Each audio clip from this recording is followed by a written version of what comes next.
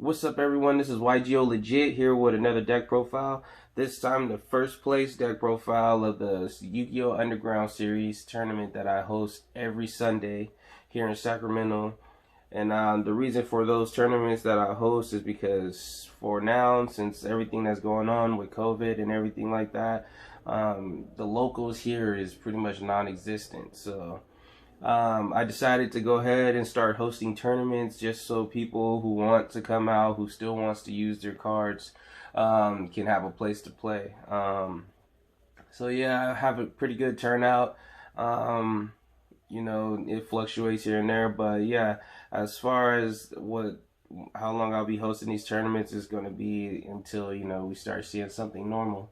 So if you guys are in the Sacramento area and you guys want to come out and play, just go ahead and hit me up in my comment section. You can find me on Facebook at the Sacramento Gaming Tournaments. Just go ahead and add that, and we'll go from there. And so, like I said, this right here is the first place deck profile, which is also my deck, Virtual Worlds. Alright, so let's go ahead and show you what I played. So to start off is, pretty much the generic Virtual World lineups, 3 of everything. So 3 Lulu, 3 Lao Lao, 3 Nyans, 3 Lilies, and 3 Gigi's. I feel like, yeah, this deck, it has to have all these monsters in there because you gotta open up at least a 2 to 3 card combo just to be able to play. And wouldn't change anything. I thought about cutting Nyan down, but then more and more playing with this deck, I realized Nyan and Lily, those are like some of the better monsters. Of course, these two are like the best monsters in the deck, but in any case, they all serve a purpose. So yeah, I wouldn't change that lineup.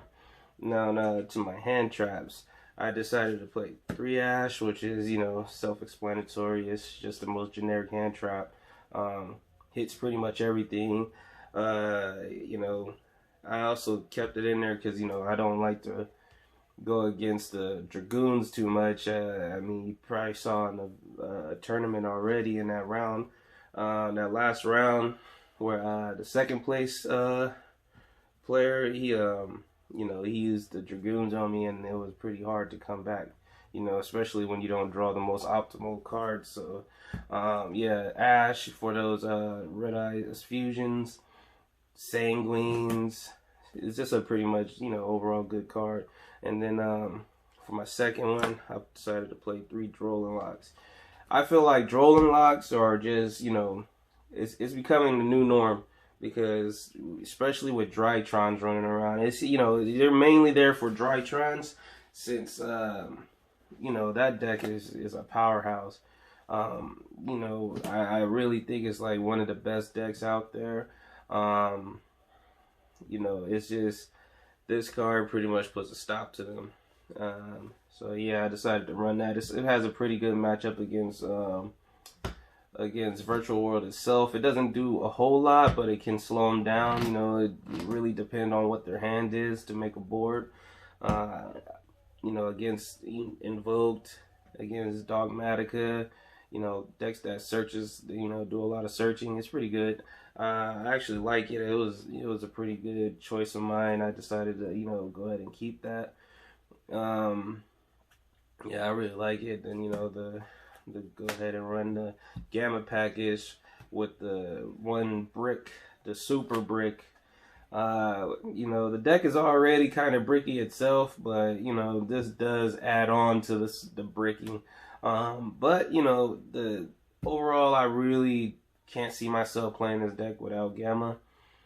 It's one of those cards, you can actually use more often than not, and if you do use it, this guy becomes an easy level 9 synchro, or level rank 6 exceed.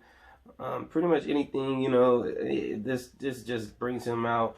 So it's stops you from getting hit from your if anybody want to shotgun Lancia, or Ash, one of your monsters, your desires, your spell. You go ahead and hit them, punish them if you don't have any monsters on the board. So yeah, that's my hand trap lineup. I used to just play 2, but I decided to throw that third hand trap in there because playing against Drytrons, I always gonna use that as the case, since it is like the best deck out there. Um, you don't want to just be caught letting them do whatever they want to do. So yeah, these are the best hand traps that I personally think should be ran. On to the spells, I run 3 Quinlong and 3 Kowloon.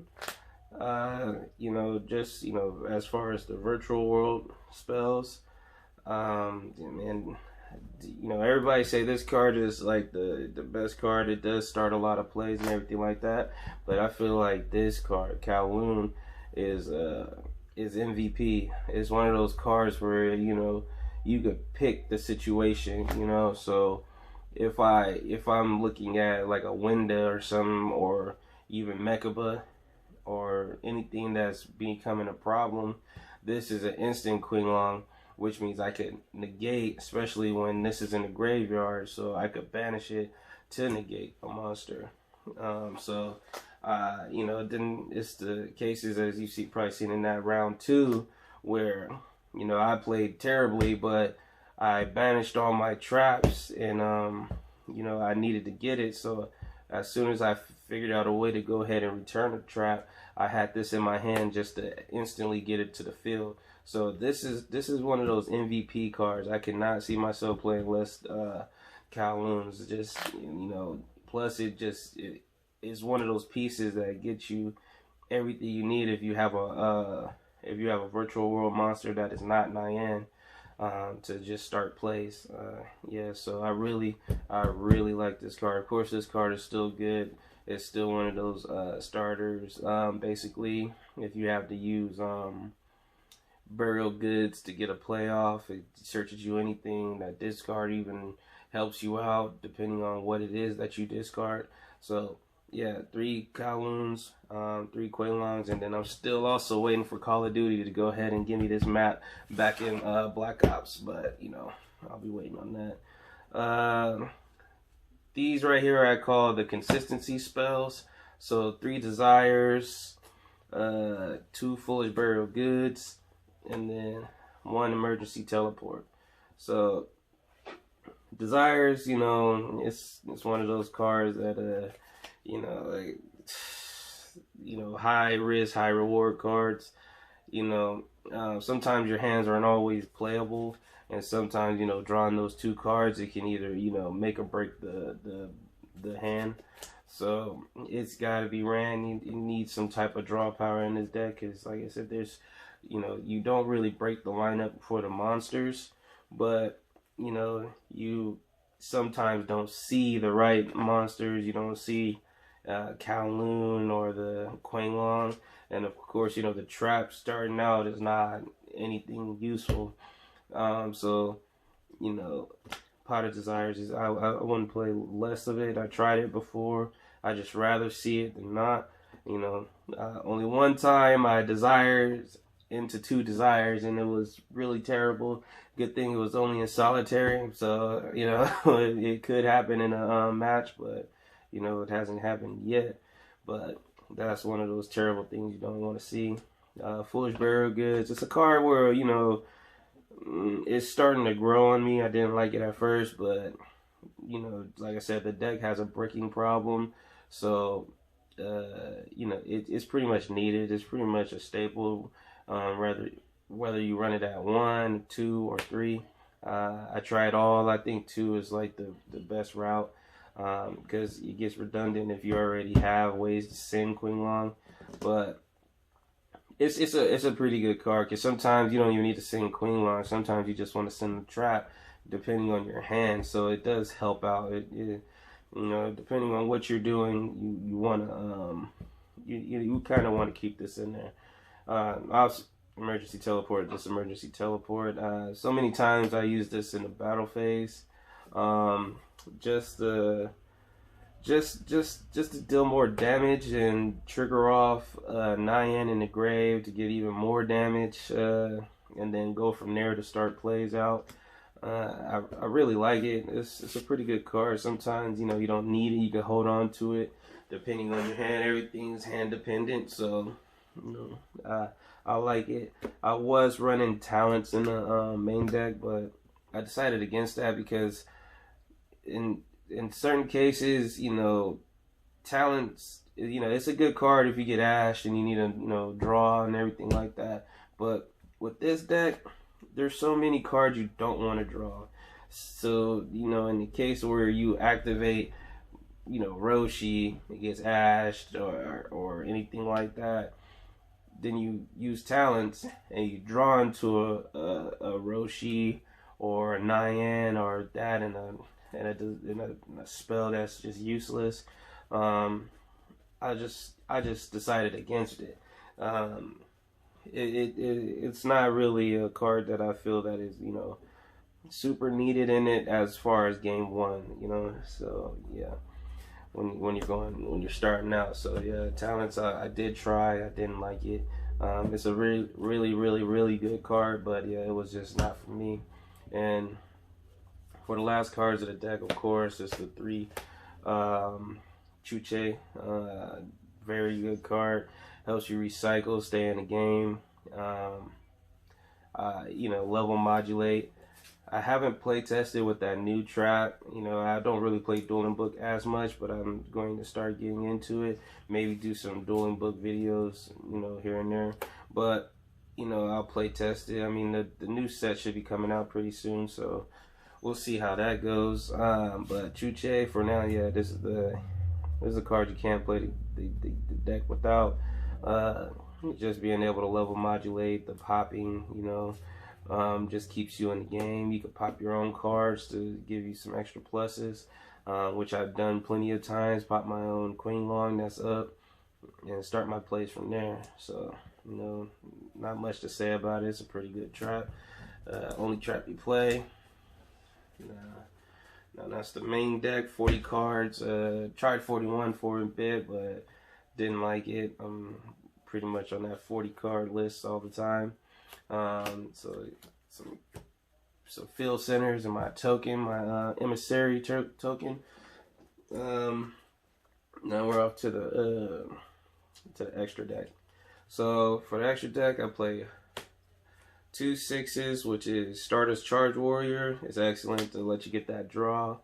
It can attack everything that's special summoned. It's pretty good. I like it. I like it because you get that draw instantly, and then you just go ahead and do whatever you need to do from there. Whether if you top deck a level 3, you have a Nyan engraved. You get it out on the field, bring back Nyan, Synchro for Star Charge. Get an extra card.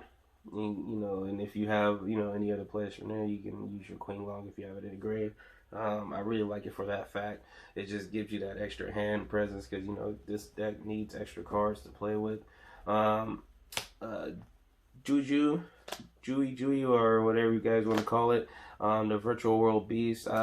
I really like this card. I don't go into it often, but it's for those cases where you don't have the gates open, so you just rather you need some way to continue your combos and make your plays. So you just synchro into him. He's a virtual world monster. You go activate the hand, target itself, target that card, and then just go off from there. I like the protection effect it has in there, and it also sends a card by banishing, so it fuels your Chuche. It's a pretty good card. I don't see myself cutting it. I don't play Coral Dragon. I never really liked that card, just for the fact that you don't get it instantly. But I might consider like play testing it a little bit more. I do want the destruction effect sometimes, but for right now this has been working for me. Then for my 9s, I run 2 Cloud Castles. I feel like it's standard in the deck. You can always be that person that says, you know, if you play perfectly, you only need 1 Cloud Castle. But, you know, Nibiru is still a card that's around there, and Permanence is still a card that's that can be played. Veilers, you know, so those things you don't expect that, you know, people say that are out of the format. You know, it's one of those things where if people are waiting, they know the deck. They'll wait till you use up all your resources to go ahead and make a Cloud Castle to try to, you know, finish off with that VFD. But you know, you know, let them do that. Then you just go ahead and make another Cloud Castle, and you got your VFD there. You know, so I think 2 Cloud Castles are, you know, perfect. I really like it. And I don't see myself playing less than 2. Croc, very good card. Very, very good card. I find myself so many times, you know, synchroing a Nyan, GG, and a Lulu just to get those 2 cards, you know, so I don't waste my starter's charge. But I go into this, and then I can start popping off stuff and then finish off with a VFD. So this is a, you know, pretty good card. I really like it. The next card, this is like my favorite card in the extra deck, Vermilion Dragon mech. This card is freaking amazing. Alright, so just to be able to banish a tuner out your grave, pop itself, add it back to hand, and continue to play. So many times where, you know, simplified game states where I summon this, I attack over something.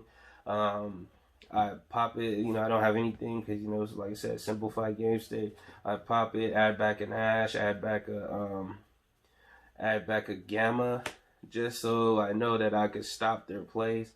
And then next turn, you know, make my plays again, be able to make a Cloud Castle and go ahead and finish off the game from there. So Vermilion Meg, you know, such a good card. If your combos aren't going too well, you could go ahead and send off a Lulu, send off a Roshi, just to, you know, continue the combos. Go into this, pop, add one of them back, continue make a Cloud Castle, like Cloud Castle, Cloud Castle, Cloud Castle. Say that 3 times fast. But that card is, you know, such a good card when you making monsters like Vermilion Mech. You just bring it back, use it again, and continue from there. Also run the Chow Fang. You know, this card is just it's in the extra deck just because those hands that aren't combo, like, you know, that doesn't look like you could do something, this makes it combo. So it's one of those cards where, you know, it could be in the simplified game states, it could just be those hands that are just too terrible, but it's one of those cards that can make a dead hand great. So I decided to keep that in there. You know, I like it. It hasn't came up too much for me yet, but the times that it do, you know, it's pretty good. Then one of the MVPs of the deck is the Virtual World Shinshin. Shinshin is such a good card, man. Just to be able to sit on the field and be a problem for your opponent, and the fact that, you know, it could bring itself back every turn. You know, if they somehow out it without banishing it or anything like that, or spinning it back to the extra deck. You know, the crazy loop is to, you know, go ahead, have him and have Nyan in the grave, and, you know, banish Nyan, you know, whether I pot a desired or I got extra cards banished, and go ahead and return a card, and then go on a battle phase attack, return Nyan, and then, you know, decide, you know, make a VFD. Next turn, do the same thing. Just keep recycling cards. I could, if the games go too long, I could pretty much put my whole deck back into my my whole banish pile back into my deck with that little recursion. So it's a pretty good card. I mean, the whole deck synergizes so well, you know, with each other, as long as, you know, you don't get those bricky hands. But yeah, Shinshin is a very good card. Man, it's so generic. There's not much else I want to say about it. It's just too good. All right. Next to my ranks, my Exceed cards. Um, Number 49, Fortune Tune. This is still something I'm testing. It's just, when you're going against multiple decks and different types, not just Drytrons or anything like that. And even like when you think about Drytrons, being able to wipe a board comes down to, being able to play Zeus.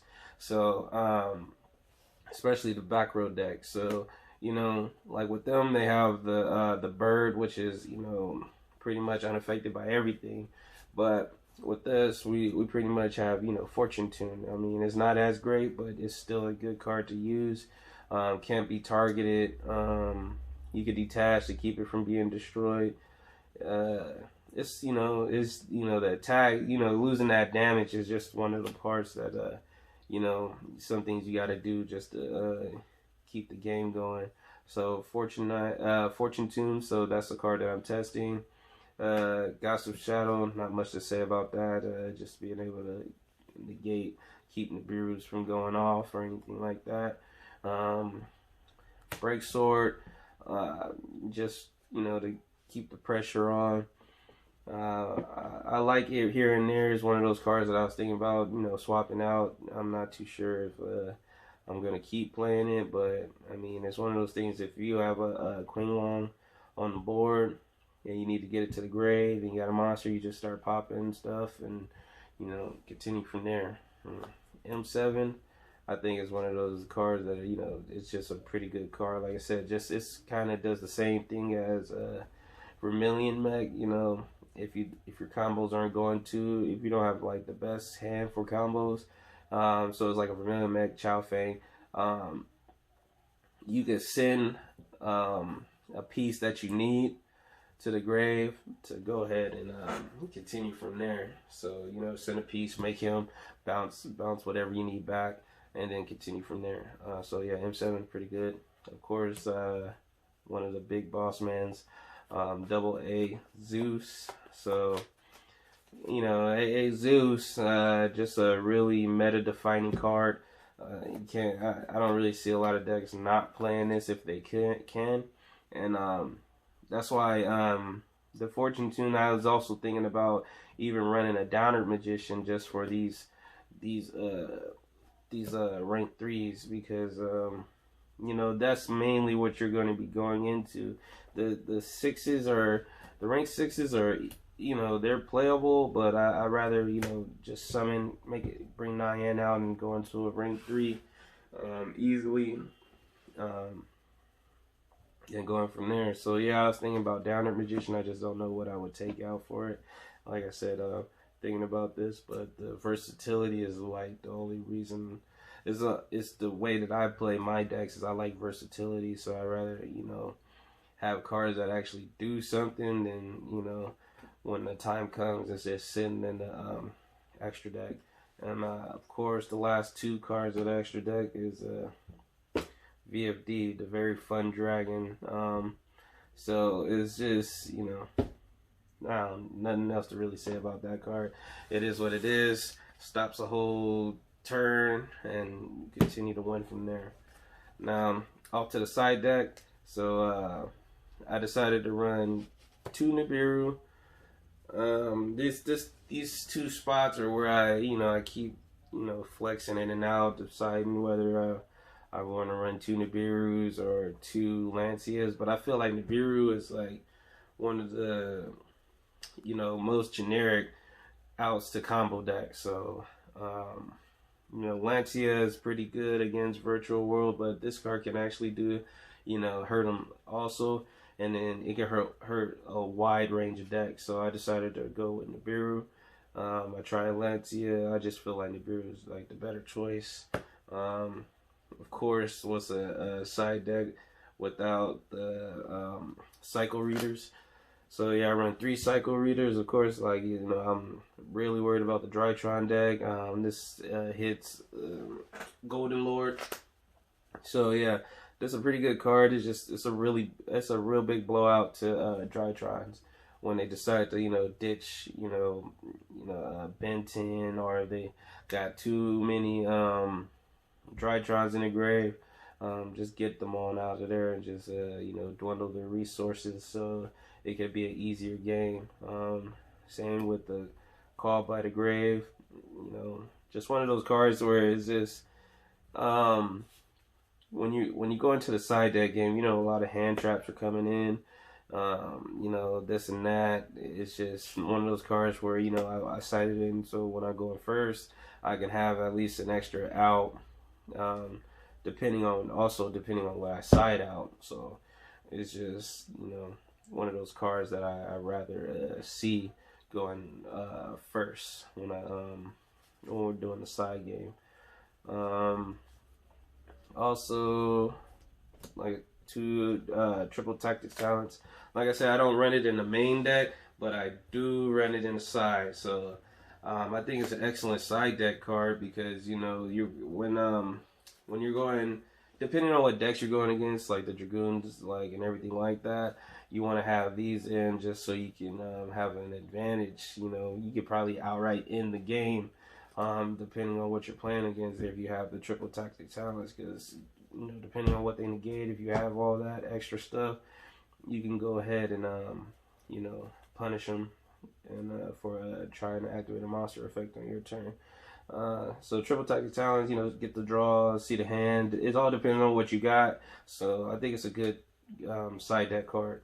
I'm really enjoying the way it's playing as far as putting in the side deck. I put it in for decks that it's needed against, and not I leave it in there when it's not. So yeah, triple tactics talents. I also play 3 forbidden droplets. Okay, so the droplets. That I hear it all the time. That it's a good card, especially against Drytron's board. Not necessarily against the VFD, but against other people's VFD, like other decks VFD. So if you playing against decks that can make it, they don't really have a Chuche to stop you. So many times I hit what's that other one? The Utopia monster, Utopia Zexal. So many times I hit Utopia Zexal with the Forbidden Droplets. It's just one of those cards where if you're going against Dragoons, True Kings, Calamities, Zexal, Mechabus, everything like that, it's a good card to have, like I said, in the side deck, so you know exactly what you're playing against. You want to bring them in. So I really enjoy it. It's a very good card. I can't see myself playing this deck without it because sometimes you want to get your Quaylongs in the grave or your Nyans, and it's that helps you, and it also negates monsters so you can play. So it's a pretty good card. I don't see myself not playing it. Then my last 4 cards is pretty much back row removal. Harvey's Feather Duster, 2 Twin Twisters, and 1 Red Reboot. Not much to say about it. This is just the Twin Twisters. I feel like it's very much needed in this deck. So many times you could just have a Quaylong up. You need to make a play. You pop one of their cards, you pop your Quaylong, you go from there. Red Reboot. This deck can pretty much in the game, so you want to have a real win button right there, which is the, let's say, win lever. So once you pull that Red Reboot off, you just go ahead and win the game. And then Harpy's Feather Dust are such a blowout. Just, if they set too many cards and they don't have the judgment or anything, go ahead and knock that out. And then if they do have the judgment, you go ahead and Red Reboot it. So, yeah, that's my deck. Hope you guys like it. So, yeah, this is, once again, the first place winning deck. I really enjoy it. It's somewhat of a difficult deck to play. You could really mess up by sending the wrong thing, and it's just if you have any type of sense of the game, it can if you do make your mistakes, you can pretty much bring it back. That's like the best thing about this deck is it has so much recursion. It's such a good deck that even if you do mess up, if you have enough sense of the game, you could just go ahead and recover. So yeah, I really like it. I think it is one of the best decks. If not first, it's second. So yeah, that's my deck profile, Virtual Worlds. Yeah, like, comment, subscribe. This is Yugioh Legit, and I'll see you in the next one.